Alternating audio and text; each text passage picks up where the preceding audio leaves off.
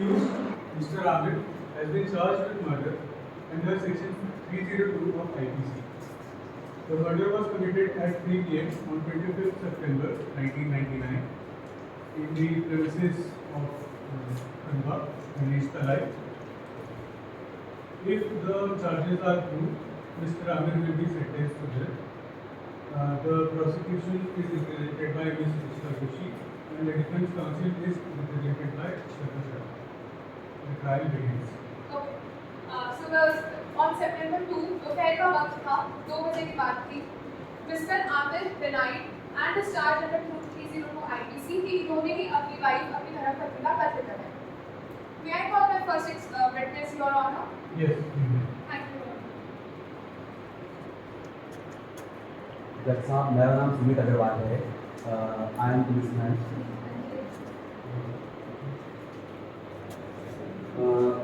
मैं गीता पर हाथ रखकर ये शपथ खाता हूँ कि मैं जो भी कहता हूँ सच करूँगा, सच के सिवा कुछ नहीं करूँगा. मेरा नाम सुमित अग्रवाल है. I am policeman. IC number 6050020002. ये इंस्पेक्टर सुमित अग्रवाल है. ये विटनेस जो उनके घर पे जो मुस्लिम के घर पे कार्य करती थी, जिनका नाम कांजा ताई है, उनकी ओर से यहाँ खड़ी हुई है. जी सुमित जी, क्या विटनेस उस समय वहाँ मौजूद थी जब ये घटना हो रही थी?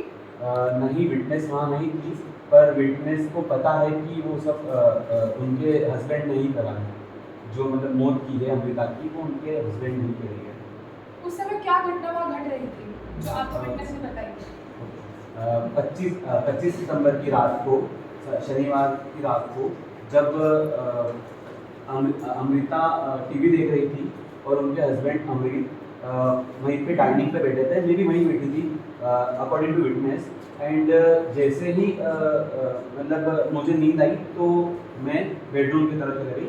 ऐसा मुझे अपनी विटनेस ने बताया. जी, क्या कुछ और भी वहाँ घटना घटित हुई या सिर्फ इतना ही हुआ? फिर रात की 3 बजे मेरी विटनेस ने मुझे बताया था कि रात की जैसे ही 3 बजे थी तो उन्हें अमृता की बेटी की रोने की आवाज़ सुनी थी. तो उसी को देखकर मेरी जो विटनेस थी वो बाथरूम की तरफ रश करी.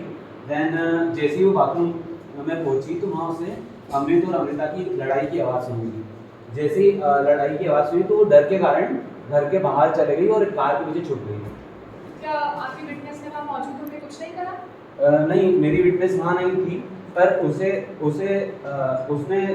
जैसे ही वो घर के बाहर आई तो उसने अमृत को घर से बाहर निकलते हुए देखा और अपनी कार को बहुत तेजी से वहाँ से जाते हुए देखा. जज साहब, मौजूदा तथ्यों के अनुसार ये जो आरोपी मेरे सामने खड़े हैं यही सस्पेक्टेड हैं. I have no questions. Please give the statement. Thank you. Defense counsel, do you have any questions? Absolutely, Your Honor. So, Inspector Sumit, जैसे कि आपने बोला कि जो आपकी विटनेस है वो क्राइम सीन पे मौजूद थी, क्या उन्होंने क्राइम होते हुए देखा? नहीं, उन्होंने क्राइम होते हुए तो नहीं देखा, पर जैसे ही ये घटना घटी तो फिर मेरी विटनेस उस घर में पहुंची जहाँ पे उसने देखा कि जो अमृता की बेटी है वो रो रही थी.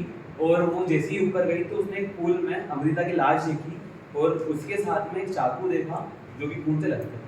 ध्यान दीजिएगा जज साहब, विटनेस ने खून होते हुए नहीं देखा. ये सब एक अजम्पशन है जो विटनेस के द्वारा बनाया जा रहा है कि मेरे क्लाइंट ने ही अपनी वाइफ का खून किया है.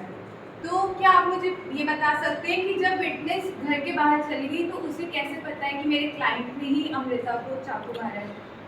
जज साहब, मेरी क्लाइंट डर चुकी थी इसलिए वो घर के बाहर चले गई थी, पर वो इस बारे में श्योर है कि खून अमृत नहीं किया. जज साहब, मैं फिर से बोलना चाहूँगी कि ये बस अजम्पशन है जो बनाया जा रहा है. इससे कुछ भी प्रूफ नहीं होता है कि मेरे क्लाइंट ने ही मर्डर किया है. जज साहब, मेरी तरफ से नहीं था. Public prosecution क्या क्रॉस एग्जामिनेशन करना चाहेंगे? नहीं जज साहब, let me present my second witness. क्या मैं इन्हें कोर्ट में बुला सकती हूँ? Yes, you thank you.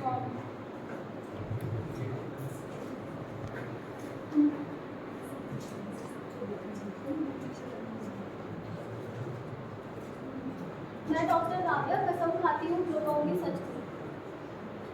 Ji, doctor Rabia, तो आप अपना पूरा इंट्रोडक्शन दीजिए. मैं डॉक्टर राबिया हूँ, साइकेट्रिस्ट ऑफ हॉस्पिटल राबिया. आपका क्या संबंध था जो विक्टिम थी या अक्यूज है इनसे? कि हादसे के तुरंत बाद एक्यूज को मेरे पास लाया गया था और उनका हेल्थ एग्जामिनेशन करने के लिए बोला था. आपने किस प्रकार का एग्जामिनेशन करा था? मैंने सबसे पहले उनसे कुछ सवाल किए, इंटरव्यू किया और उनका लैब एग्जामिनेशन किया, मेंटल हेल्थ चेकअप किया, और डिसीज की जो वाइफ है उनकी भी फैमिली मेम्बर्स से मैंने कुछ पूछताछ की। तो आपने उसमें क्या पाया, जांचों में क्या पाया? देखिए, मैंने पाया कि सबसे पहले जो एग्जामिनेशन मैंने किया उसमें उसके हिसाब से यही सामने आया कि उनको कोई हेल्थ प्रॉब्लम तो नहीं है। वो एक नॉर्मल बिहेवियर ही था उनका, नॉर्मल इंसान जैसा। तो क्या मैं ये मानती हूँ कि उन्हें कोई दिक्कत नहीं थी और उन्होंने जो भी करा है वो पूरे अपने होशो-हवास में करा है, कोई मेंटल एस्पेक्ट नहीं, कोई फिजिकल एस्पेक्ट नहीं? जी नहीं, क्योंकि जब मैंने री एग्जामिनेशन किया तो उसमें ये सामने आया कि उन्हें जेलस टाइप का डिल्यूजन डिसऑर्डर है, जिसमें वो खुद को काबू में नहीं रख पाते।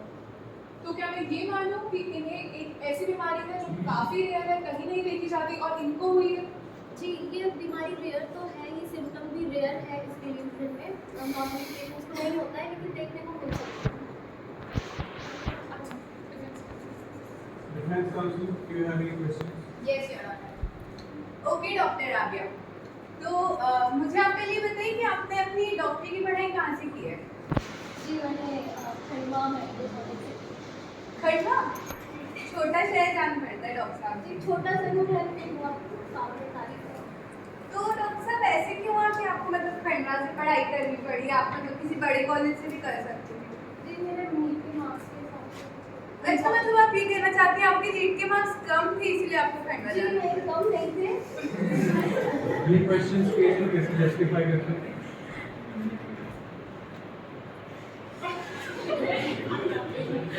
जज साहब, ये क्वेश्चन मुझे नहीं लगता है इसलिए। Proceed कर सकते हैं। ओके ओके जज साहब, ठीक है, मैं मुद्दे पे आती हूँ। सो राबिया, आप ये बताइए कि आपने जब मेरे क्लाइंट पे एग्जामिनेशन किया तो आपको क्या मिला? आपने क्या मेंटल एग्जामिनेशन पढ़ा? देखिए, कि जो ये एग्जामिनेशन मैंने किया जैसे मैंने बताया, तो उसमें उनको मेंटल प्रॉब्लम तो है। ठीक है, तो मतलब आप ये इस बात की पुष्टि करती हैं कि उन्होंने जो किया वो उनकी मेंटल प्रॉब्लम के कारण वो ये चीज़ कर सकते हैं? जी हाँ, क्योंकि इस डिल्यूजन डिसऑर्डर में यही होता है कि पेशेंट के दिमाग में बार बार वो आवाज़ें गूंजती हैं, और यहाँ पर भी जो एक्यूज है उसके दिमाग में बार बार यही बातें आ रही थी कि उसकी वाइफ ने उसे धोखा दिया है और इसी के चलते उसने उसको मार दिया। जज साहब, मैं आपके सामने इस बात को और पुष्टि करना चाहूँगी जैसे राबिया ने किया, डॉक्टर राबिया ने, कि मेरे क्लाइंट ने जो भी किया है वो उनकी मेंटल स्टेट में नहीं थे, मेंटल साउंड स्टेट में, इसीलिए उन्होंने किया है। और मैं ये जो एविडेंसेस है एग्जिबिट करती हूँ आपके सामने। ये है रेस्ट में केस का।